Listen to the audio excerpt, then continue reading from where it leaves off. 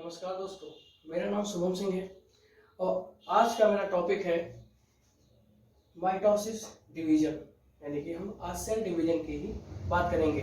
देखिए, जो हमारा ये माइटोसिस डिवीजन है, ठीक है, ये आप जान जाइए कि धरती पर, अर्थ पर कोई भी जीव हो, उसकी वो जो बॉडी है, तो उसके जो बॉडी की सारी सेल्स हैं उनमें केवल और केवल माइटोसिस यानी कि समसूत्री विभाजन ही होगा।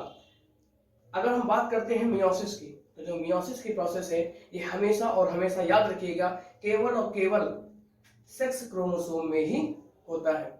क्यों? अभी मैं आपको बताता हूं। देखिए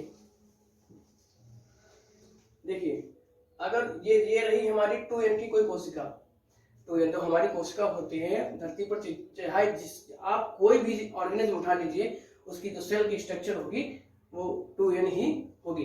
देखिए, हमने कोई भी एक 2n की कोशिका ले ली और अगर जो उसके विभाजन से बनने वाली जो डॉटर क्रोमोसोम है, ये जो सेल डिवाइड होती है, उसको हम बोलते हैं मदर सेल।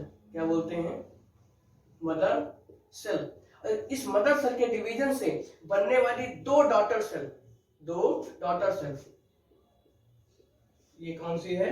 डॉटर सेल में क्रोमोसोम की अगर संख्या समान है, 2n ही है। क्या है? 2n ही है। यानी कि मदर सेल भी 2n थी और ये जो बनने वाली डॉटर सेल है वो भी अगर 2n ही है, तो ये कौन सा डिवीजन है? ये तुम्हारा केवल और केवल माइटोसिस डिवीजन ही होगा। ठीक है। और देखिए, आप बात करते हैं मियोसिस की। आखिर मियोसिस क्या होता है? तो देखिए, सॉरी, काम को डाल दिया मैंने, टीआर। ठीक है। देखिए, अगर जो मदर सेल के डिवीजन से बनने वाली जो सेल्स होंगी, उनमें क्रोमोसोम की संख्या अगर जो मदर सेल से आधी है, कितनी है? हाफ है, तो ये तुम्हारा क्या हो जाएगा? ये तुम्हारा केवल और केवल मियोसिस डिवीजन ही होगा। ठीक है। तो आप लोग अंतर समझ गए माइटोसिस और मियोसिस में अंतर क्या हो रहा है? माइटोसिस में क्या है? मदर सेल के डिवीजन से बनने वाली डॉटर सेल में क्रोमोसोम की संख्या जो है क्या है? इक्वल है, समान है। और एक बात ध्यान रखिएगा, जो माइटोसिस डिवीजन के फलस्वरूप जो हमारी कोशिकाएं यानी कि डॉटर सेल जो बनती हैं, वो अपने मदर सेल के बिल्कुल और बिल्कुल एग्जैक्ट कॉपी होंगी। यानी कि क्या होंगी? क्लोन होंगी, एक दूसरे के बिल्कुल समान होंगी, कोई अंतर नहीं होगा। लेकिन मियोसिस की प्रोसेस क्या है कि मदर सेल के डिवीजन से बनने वाली यानी कि बनने वाली डॉटर सेल में, यानी कि देखिए, मियोसिस में हमेशा 4 सेल्स बनती हैं, यानी कि 4 डॉटर सेल बनती हैं। माइटोसिस में क्या होता है? 2 होती हैं। देखो, मियोसिस में मदर सेल के डिवीजन से बनने वाली जो डॉटर सेल है तुम्हारी, उनमें क्रोमोसोम की संख्या क्या होगी? मदर सेल से आधी रह जाएगी। इसीलिए इसको हम क्या बोलते हैं? मियोसिस डिवीजन बोलते हैं। और मियोसिस डिवीजन की प्रोसेस जो होती है वो जो है कहां पर होती है? केवल और केवल सेक्स क्रोमोसोम में। ठीक है। देखिए, अब हम बात करते हैं ये कहां से स्टार्ट होता है, सेल का डिवीजन कहां से स्टार्ट हो जाता है, इसकी प्रोसेस क्या है, ये किस प्रकार होता है। आइए हम बात करते हैं एक एक करके। तो देखिए, सबसे पहले फर्स्ट ऑफ ऑल ये क्या होता है? जब हमारी कोई भी कोशिका यानी कि कोई भी सेल जब डिवाइड होने वाली होती है, तब क्या होता है? इसमें कुछ स्टेजेस गुजरती हैं। देखिए, जब कभी भी किसी भी कोशिका का डिवीजन होना होगा, तो क्या होगा? वो कोशिका जो है सबसे पहले अपना आकार बढ़ाएगी, यानी कि अपना वगैरह जितना न्यूट्रिएंट्स वगैरह है वो सब लेके और पोषण वगैरह जितना है सब प्राप्त करने के बाद अपना कोशिका की जो है, तो देखिए अब हम बात करते हैं कि आखिर ये प्रोसेस कहां से स्टार्ट होती है। देखिए, जो कोई कोशिका अपना जिसका डिवीजन होना है वो क्या करेगी? अपने आकार को बढ़ाएगी। तो आकार को बढ़ाएगी, डीएनए का रिप्लिकेशन करेगी, वो सब करेगी। तो देखिए, इसमें क्या होता है? देखिए, सबसे पहले चलती है, देखो, सेल्स की जो ग्रोथ होती है वो केवल और केवल इंटरफेस में ही होती है। इंटरफेस देखो, ये तुम्हारे जो सामने हमने बना रखी है, इसको बोलते हैं सेल साइकिल। क्या बोलते हैं? Cell cycle. देखिए, सेल साइकिल का डायग्राम मैंने केवल और केवल रफली बनाया है। ये मत सोचिएगा यहाँ कि जो है सेल साइकिल का यहाँ पर विदाउट नहीं बनाया है, मैं केवल आपको समझाने के लिए बना रहा हूँ। ठीक है। अगर तुम इसका रियल डायग्राम बनाओ तो यहाँ पर चेकर पॉइंट लगे होते हैं, यहाँ पर भी लगा होगा, यहाँ पर भी लगा होगा, एक एक चेकर पॉइंट। ठीक है। मैं अभी केवल रफली समझा रहा हूँ, केवल आपको ये मेरा बनाने का केवल एक मकसद यही था कि आपको हम विजुअल एक एक पॉइंट विजुअल समझा सकें। आपको दोबारा अगर जो आप बीएससी वगैरह करे हो तो आपको दोबारा पढ़ना धोना पड़े, एक ही सब प्यार जो है पार हो जाएगा। 10th 11th यानी जहां जिस किसी भी एग्जाम में पूछा जाएगा आपको इससे ज्यादा पढ़ने की आवश्यकता नहीं है। तो देखिए हम बात करते हैं इंटरफेस की। सेल डिवीजन कहाँ से प्रारंभ होता है? देखिए सेल डिवीजन से पहले हमारी कोशिका जो है अपने आकार में वृद्धि करेगी, डीएनए का रेप्लिकेशन करेगी। तो ये होता है तुम्हारा इंटरफेज में। किसमें होता है? इंटरफेज में। इंटरफेज में क्या होगा? ये यहां से इंटरफेस तुम्हारा ये है G1, S और G2। इंटरफेज में तुम्हारे 3 फेज गुजरती हैं, G1, S और G2। G1 को बोलते हैं फर्स्ट ग्रोथ फेज। क्या बोलते हैं? First growth phase. S को बोलते हैं, और ये G2 जो है तुम्हारा ये सेकेंड ग्रोथ फेज हो जाएगी। S फेज में क्या होगा? इसमें जो सेल है इसमें डिवीजन के लिए जो एंजाइम की आवश्यकता होती है इसकी सिंथेसिस होगी। इसको बोलते हैं सिंथेटिक फेज। क्या बोलते हैं? Synthetic phase. अब देखिए ये इंटरफेज यानी कि G1, S और G2 गुजर जाएगी तब तुम्हारा शुरू होगा M फेज। क्या शुरू होगा? M phase. M फेज को बोलते हैं मियोटिक फेज। क्या बोलते हैं? Meiotic phase. और M फेज को डिवाइडिंग फेज भी बोलते हैं। देखिए जो M फेज होती है वो केवल और केवल 4 प्रकार की होती है। कौन कौन सी? Prophase, metaphase, anaphase, telophase. Telophase गुजरने के बाद तुम्हारी M फेज यानी कि डिवाइडिंग फेज कंप्लीट हो जाएगी। फिर तुम्हारा शुरू होगा डायकाइनेसिस। क्या शुरू होगा? डायकाइनेसिस। डायकाइनेसिस का मतलब होता है केंद्र का विभाजन हो जाएगा। उसके बाद क्या होगा? साइटोकाइनेसिस। साइटोकाइनेसिस का मतलब होता है साइटो का मतलब होता है सेल, काइनेसिस का मतलब होता है डिवीजन। सेल का भी डिवीजन हो जाएगा और एक मदर सेल से 2 कोशिकाएं यानी कि डॉटर सेल बन जाएंगी। तो आइए हम देखते हैं क्या होता है इसमें। देखिए हम आपको सबसे पहले रफली बनाते हैं। देखिए सबसे पहले तुम्हारी देखो एक फ्लो बनाते हैं। देखिए इंटरफेस में क्या हुआ? सेल ने अपनी ग्रोथ की। अब देखिए फिर सेकंड आएगा तुम्हारा प्रोफेज। प्रोफेज में क्या होगा? देखो इंटरफेज में क्या हो चुका है? तुम्हारी सेल ने जो है ग्रोथ कर ली है। ठीक है, ग्रोथ करने के बाद अपने आकार में वृद्धि कर ली है और डीएनए का रेप्लिकेशन भी कर लिया है। तो देखिए अब इसमें क्या होगा? और सेल डिवीजन के लिए इंपॉर्टेंट एंजाइम, प्रोटीन्स वगैरह सबका इंतजाम यहाँ पर हो चुका है इस फेज में। ठीक है, अब तुम्हारी आई है प्रोफेज। प्रोफेज में क्या होगा? जो तुम्हारे सेल का जो केंद्रक है उसमें क्या होगा? जो उसकी केंद्रक की जो मेम्ब्रेन है उसको क्या बोलते हैं? न्यूक्लियस की जो मेम्ब्रेन है उसको क्या बोलते हैं? Nuclear membrane. और न्यूक्लियस के अंदर एक छोटा सा जो है सॉलिड लाइक एक बहुत डार्क एक स्ट्रक्चर पाया जाता है। स्ट्रक्चर यानी कि एक सेल ऑर्गेनेल पाया जाता है जिसे बोलते हैं केंद्रिका। क्या बोलते हैं? केंद्रिका बोलते हैं। उसे इंग्लिश में क्या बोलते हैं? न्यूक्लियोलस बोलते हैं। तो क्या होगा? प्रोफेज में जब हमारी सेल जो है एंटर करेगी तो क्या होगा? उस सेल के केंद्र यानी कि न्यूक्लियस की जो न्यूक्लियर मेम्ब्रेन है वो जो है डिसअपियर हो जाएगी यानी कि धीरे धीरे गायब होने लगेगी। और हमारे केंद्र के अंदर जो न्यूक्लियोलस था वो भी जो है धीरे धीरे गायब होने लगेगा।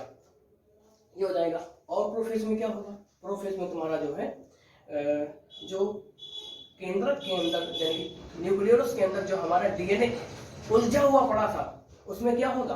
कंडेंसेशन होगा। क्या हो जाएगा उसमें? कंडेंसेशन। कंडेंसेशन होने से क्या हो जाएगा? ये तुम्हारा जो नेटवर्क है ये तुम्हारे ये तुम्हारी कोशिका है, ये न्यूक्लियस है। न्यूक्लियस में डीएनए ऐसे ऐसे उलझा हुआ पड़ा है। ठीक है, तो प्रोफेज में क्या हो जाएगा? ये डीएनए जो है हल्का हल्का खुल जाएगा। ठीक है, समझ गए? फिर और खुल जाएगा धीरे धीरे धीरे धीरे। तो ये इसमें जो है प्रोफेज में जो है ये डीएनए हमें थ्रेड नुमा संरचना में दिखने लगेगा। कैसा दिखेगा ये मुझे? ये थ्रेड नुमा संरचना में दिखेगा। फिर क्या होगा? इसमें जो है कंडेंसेशन और होगा। फिर हमको डीएनए जो है कैसा दिखने लगेगा? जब ये तो गायब ही हो जाएगी, फिर न्यूक्लियर मेम्ब्रेन न्यूक्लियर तो गायब ही हो जाएगी। ठीक है, धीरे धीरे क्या होगा कि इसमें डीएनए का रेप्लिकेशन तो हो ही चुका है। ठीक है, इसमें क्या होगा कि प्रोफेज में इतना ज्यादा कंडेंसेशन होगा कि नेटवर्क इसमें चेंज हुआ था थ्रेड में यानी कि धागे नुमा संरचना में, और ये धागीनुमा संरचना किस में चेंज हो जाएंगे, इसमें प्रोफेज में डीएनए में कंडेंसेशन तब तक होगा जब तक मुझे उस क्रोमोसोम में तो सिस्टर क्रोमेटिड ना दिखने लगे। क्या ना दिखने लगे, सिस्टर क्रोमेटिड। देखिए ऐसे हो जाएगा, ये जो थ्रेड है ये ऐसे चेंज हो जाएगा। देखो ये देखो हमने इसको मैं इसको बाहर निकाल के दिखा रहा हूं। देखो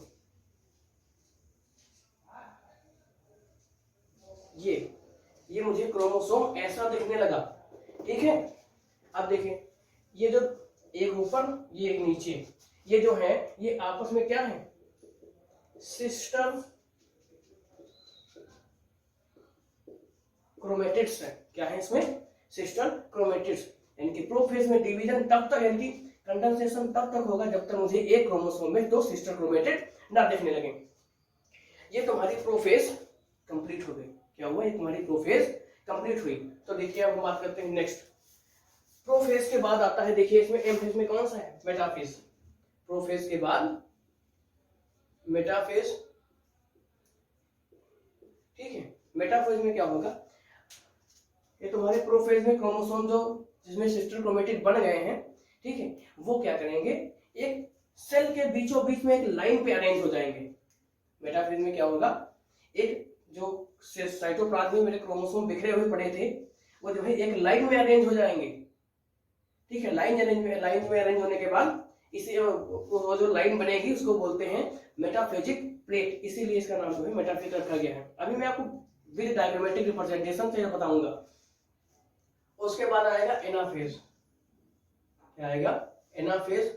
फिर उसके बाद टीलोफेज, उसके बाद टीलोफेज। टीलोफेज के बाद क्या होगा, तुम्हारा माइटोसिस डिवीजन जो है बिल्कुल समाप्ति की ओर है। उसके बाद क्या होगा, डायाकाइनेसिस। डायाकाइनेसिस। फिर उसके बाद तुम्हारा शुरू होगा साइटोकाइनेसिस। ये तुम्हारा माइटोसिस है, माइटोसिस डिवीजन है, ठीक है। ये तुम्हारा माइटोसिस डिवीजन है। और एक बात ध्यान रखिएगा, मैं माइटोसिस और मियोसिस दोनों साथ में लेके चलूंगा, ठीक है। मैं माइटोसिस और मियोसिस दोनों साथ में लेके चलूंगा। मैं आपको अंतर बताता चलूंगा कि आखिर इसमें क्या होता है उसमें क्या होता है, ठीक है। या फिर मैं ऐसा करूंगा कि आपको मैं एक दूसरा वीडियो बना दूंगा। अब ये तुम्हारी माइटोसिस डिवीजन की जितनी स्टेजेस हैं ये हो सकती, यानी कि ये सब होंगे। देखिए सबसे पहले हम देखते हैं माइटोसिस की डेफिनेशन क्या है। माइटोसिस की डेफिनेशन क्या लिखी हुई है, mitosis is the process of a single cell divide into two identical daughter cells. यानी कि क्या लिखा है, हम आपको दोबारा पढ़ के बताते हैं। Mitosis is a process a single cell divided into two daughter identical cell, यानी कि टू आइडेंटिकल डॉटर सेल। यानी कि मैंने अभी हिंदी में क्या बोला था, यही तो बोला था कि देखिए मदर सेल के डिवीजन से बनने वाली डॉटर सेल में अगर जो क्रोमोसोम की संख्या समान है और दोनों जो बनने वाली डॉटर सेल हैं उनमें क्रोमोसोम की संख्या समान है के साथ साथ अगर जो वो बिल्कुल अपने मदर सेल के आइडेंटिकल यानी कि बिल्कुल ट्विंस यानी कि बिल्कुल क्लोन है तो उसे क्या बोलते हैं, माइटोसिस, यानी कि समसूत्री विभाजन। देखिए अब हम बात, देखो ये हमने आपको रफली ये डायग्राम बता दिया है कि इसमें कैसे कैसे क्या होना है, ठीक है। अब हम बात करेंगे एक एक जितने हमने ऊपर लिखाया है इसको हम विधिवत आपको एक एक बताएंगे डायग्रामेटिक रिप्रेजेंटेशन के द्वारा ही बताएंगे कि आपको बेटर अंडरस्टैंडिंग हो सके, ठीक है। तो अभी हम बात करते हैं,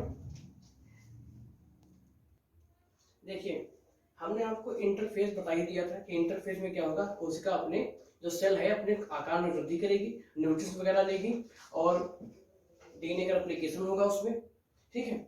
और उसमें क्या होगा, उसमें तीन फेज थी, G1, S और G2। G1 यानी कि G1 का मतलब होता है फर्स्ट ग्रोथ फेज, उसमें अपनी वृद्धि करेगी। उसके बाद S फेज यानी कि सिंथेटिक फेज। सिंथेटिक फेज में क्या होगा, डीएनए के सेल के डिवीजन में जो इंपॉर्टेंट एंजाइम्स होंगे, प्रोटीन होंगे, उनकी क्या होगी, सिंथेसिस होगी। उसके बाद G2 फेज में क्या होता है, second growth phase. Second growth phase का मतलब क्या होता है कि जो सेल की ग्रोथ जो बच गई है वो भी बिल्कुल कंप्लीट हो जाए। तो ये तुम्हारी हो गई इंटरफेज। इंटर के फेज के बाद तुम्हारी आती है पहली फेज, माइटोसिस डिवीजन की पहली फेज आती है प्रोफेज। कौन सी फेज है, प्रोफेज। तो आइए हम देखते हैं, बात करते हैं प्रोफेज की। ये तुम्हारा क्या है, प्रोफेज। प्रोफेज में क्या होता है कि कोशिका के ना यार वो निकलता है, तो क्या होगा, देखिए प्रोफेज में क्या हो जाएगा तुम्हारा, आप जानते हैं कि कोशिका में यानी कि सेल में जो है एक सेल यानी कि प्लाज्मा मेम्ब्रेन, फिर उसके अंदर क्या होगा, केंद्रक यानी कि न्यूक्लियस होगा, क्योंकि हम लोगों की जो कोशिका है वो कैसी है, यूकैरियोटिक है। ठीक, यूकैरियोटिक, और यूकैरियोटिक में किस टाइप की, एनिमल सेल। ठीक है, तो उसमें देखिए क्या होता है कि इसमें जो केंद्रक है उसमें हमारा क्या पाया जाता है, डीएनए, यानी कि कैसा, उलझा हुआ डीएनए पाया जाता है। और डीएनए के बाद इसमें केंद्रक में यानी कि न्यूक्लियस में ही एक स्ट्रक्चर पाई जाती है, न्यूक्लियोलस। ये तुम्हारा न्यूक्लियोलस है, क्या है तुम्हारा, न्यूक्लियोलस। ये क्या है, न्यूक्लियोलस है। तो ये तुम्हारा केंद्रक है, और ये केंद्रक की ये क्या है, न्यूक्लियर मेम्ब्रेन है। ये क्या है, न्यूक्लियर मेम्ब्रेन। ये क्या है, न्यूक्लियर मेम्ब्रेन। तो प्रोफेज में क्या होगा कि ये जो न्यूक्लियोलस है ये जो है डिजेनरेट हो जाएगा। क्या हो जाएगा, ये तुम्हारा न्यूक्लियोलस जो है डिजेनरेट हो जाएगा। डिजेनरेट यानी कि नष्ट हो जाएगा। केंद्रक यानी कि न्यूक्लियस की ये जो न्यूक्लियर मेम्ब्रेन है ये भी जो है नष्ट हो जाएगी, यानी कि डिजेनरेट हो जाएगी, गायब हो जाएगी, डिसअपियर हो जाएगी। ठीक है, ये तुम्हारा हो गया। अब देखिए अब क्या हुआ कि प्रोफेज में जो है जो नेटवर्क है डीएनए का, उसमें क्या हुआ, कंडेंसेशन हुआ, यानी कि संघनन हुआ। फिर उसमें क्या हुआ कि क्रोमोसोम यानी कि धीरे धीरे ये जो नेटवर्क था ये थ्रेड के रूप में आ गया, यानी कि धागे नुमा संरचना में आ गया। धागे नुमा संरचना के बाद क्या हुआ, इसमें कंडेंसेशन होता रहा।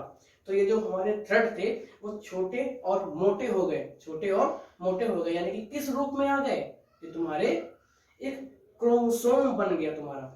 यही थ्रेड जो है किसमें चेंज हो गए, क्रोमोसोम में चेंज हो गए।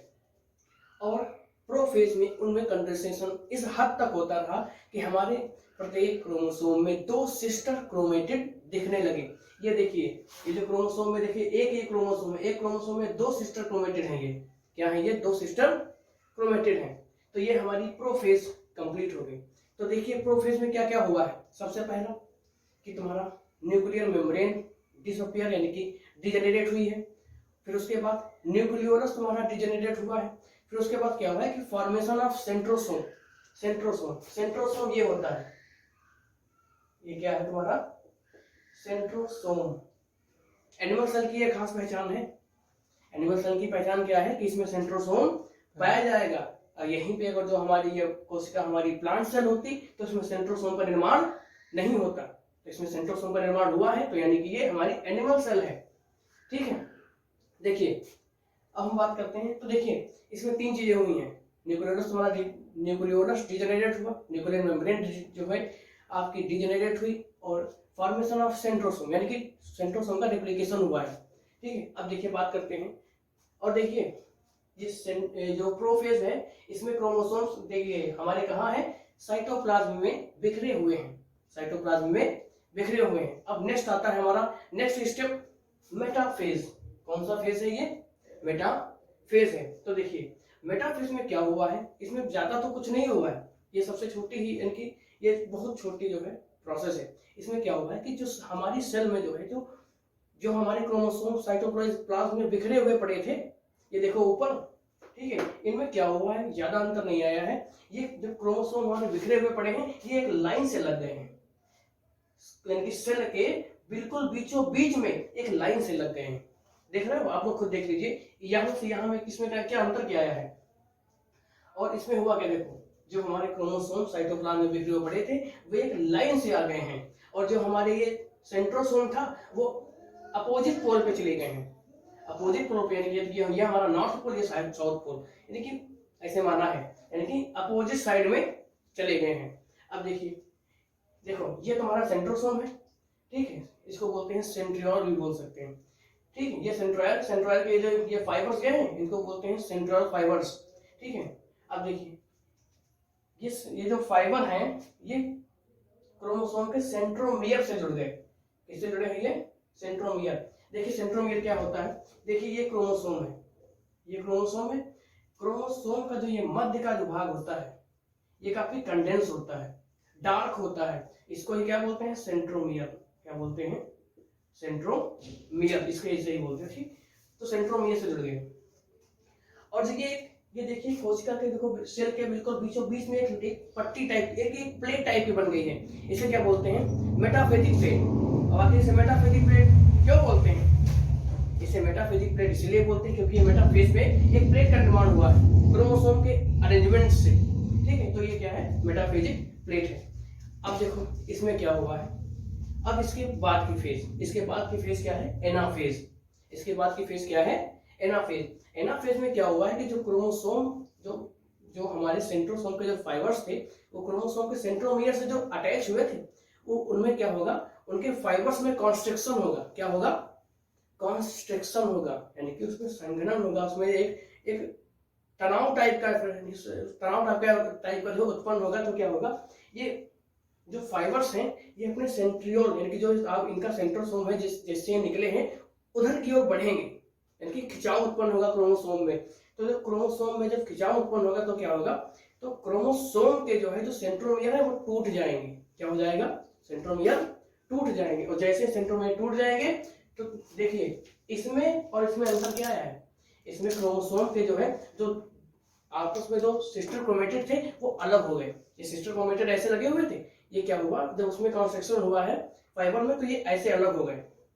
देखिए अलग हो गए, दोनों सिस्टर क्रोमेटिड एक दूसरे से अलग हो गए। अब ये तुम्हारी एनाफेज कंप्लीट है। देखिए जो हम आपको ये फेजेस पढ़ाते जा रहे हैं, जो इनका रिटन मैटर है वो आपको हमारी वीडियो में स्लाइड लगा हुआ आपको मिल जाएगा। ठीक है, तो आप परेशान मत होइएगा। अगला तुम्हारा है टीलोफेज। अगला क्या है, टीलोफेज। टीलोफेज में क्या होता है, टीलो का मतलब होता है टर्मिनल। ठीक है, इसमें क्या हो जाएगा, ये देखिए यहाँ पर अपनी अपनी पोल की तरफ ये क्रोमोसोम जाने की कोशिश कर रहे हैं ना एनाफेज में। टीलोफेज में बिल्कुल चले जाएंगे। टीलोफेज में क्या हो जाएगा, ये अपने जो ये सेंट्रोसोम है अपनी अपोजिट यानी अपनी साइड में जो है क्रोमोसोम को, यानी कि क्रोमोसोम के क्रोमेटिड को बिल्कुल ही खींच लेंगे। आप देखिए टीलोफेज में क्या होगा, प्रोफेज के बिल्कुल अपोजिट फिनोमिना इसमें होगी। प्रोफेज में जो चीज हुआ था उसका अपोजिट इसमें होगा।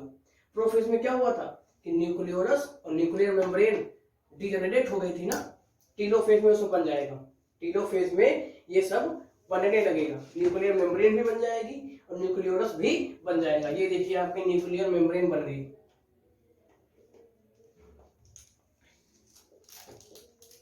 न्यूक्लियर मेम्ब्रेन, ये रहा न्यूक्लियोरस, ये आपका न्यूक्लियोरस बन गया। यानी कि डाइकाइनेसिस, यानी कि केंद्रक विभाजित हो गया। देख लीजिए केंद्रक विभाजित यानी कि डाइकाइनेसिस की प्रोसेस हो गई।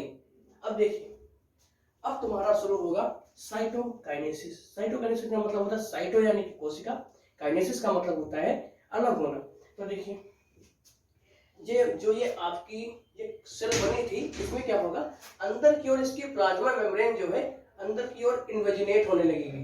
ये क्या हो रहा है, यहाँ पे इन्वेजिनेशन हो रहा है। इन्वेजिनेशन यानी कि अंदर की ओर प्रोजेक्शन टाइप का बन रहा है। और देखिए इसमें ये धीरे धीरे प्रोजेक्शन बिल्कुल सटीक हो जाएगा, बिल्कुल एक में मिल जाएगा। और उसके बाद क्या हो जाएगा, इसमें कट ऑफ हो जाएगा ये। तो दो डॉटर सेल्स जो है अलग हो गई। और ये दोनों डॉटर सेल क्या है, बिल्कुल क्लोन, मदर सेल से बिल्कुल क्लोन है। ठीक है, तो देखिए ये आपका, देखो मैं हट गया हूं थोड़ा इसका, आप चाहे तो स्क्रीनशॉट ले सकते हैं। ठीक है, तो ये आपकी कंप्लीट हो गई है माइटोसिस की प्रोसेस। ये क्या हुआ, ये आपका क्या कंप्लीट हो गया है, द प्रोसेस ऑफ माइटोसिस। और हमने आपको पहले बताया था कि जिस सेल का डिवीजन होता है उस सेल को क्या बोलते हैं, मदर सेल। और मदर सेल के डिवीजन से बनने वाली जो डॉटर सेल है उनमें क्रोमोसोम की संख्या क्या होगी, मदर सेल के समान होगी। और मदर सेल के जो समान है तो ये प्रोसेस कौन सी है, माइटोसिस। और माइटोसिस जो है हमारी या किसी भी ऑर्गेनिज्म की प्रत्येक सेल में माइटोसिस डिवीजन ही होगा। ठीक है, और मियोसिस की प्रक्रिया कहाँ पे होती है, केवल और केवल सेक्स क्रोमोसोम में। क्या होती है, सेक्स क्रोमोसोम में। वो भी जो है कब होगा, सेक्सुअल रिप्रोडक्शन के दौरान ही होगा। ठीक है, आइए हम बात करते हैं। तो यह आपका जो है माइटोसिस डिवीजन कहां से स्टार्ट हुआ था, इंटरफेज, इंटरफेज के बाद prophase, anaphase, interphase, prophase, metaphase, anaphase और टीलोफेज, उसके बाद साइटोकाइनेसिस। उसके बाद क्या हुआ था? साइटोकाइनेसिस। साइटोकाइनेसिस में क्या होता? सेल का विभाजन हो गया था, और विभाजन होने के बाद उनके क्रोमोसोम की संख्या मदर सेल के समान थी। तो ये क्या हुआ आपका? तो बनने वाली जो दोनों डॉटर सेल हैं उनमें क्रोमोसोम की संख्या मदर सेल के समान है और एक दूसरे के बिल्कुल आइडेंटिकल यानी कि बिल्कुल ही क्लोन है। आप जो है देख के नहीं पहचान सकते, ठीक है, तो इसे बोलते हैं क्लोन, ठीक है। तो ये आपकी जो है माइटोसिस की प्रक्रिया कंप्लीट हुई है, ठीक। और मैं आपसे केवल इतना ही निवेदन करूंगा कि आप जब ये मेरा टॉपिक पढ़ रहे हो, ठीक है, आप मेरा ये टॉपिक पढ़े या कोई भी मेरा टॉपिक पढ़े, बुक जरूर अपने साथ ही रखना, क्योंकि बुक अगर जो आप लोग साथ रखेंगे तो मैं जो पढ़ा रहा हूँ, ठीक, उसमें बेटर अंडरस्टैंडिंग होगी, ठीक है। एक तो आपका मुझसे कॉन्सेप्शन यानी कि इंस्ट्रक्शन, और उसके बाद उसके साथ साथ आपका बुक में भी इंस्ट्रक्शन होगा, तो बहुत अच्छा रहेगा, ठीक है। तो हम आपसे अगले अपने वीडियो में मिलेंगे मियोसिस के साथ, और मेरे प्लीज चैनल को जो है प्लीज आप लोग सब्सक्राइब कीजिए, लाइक कीजिए, शेयर कीजिए और कमेंट कीजिए, और बताइए कि आपको वीडियो ये कैसा लगा है। नमस्कार।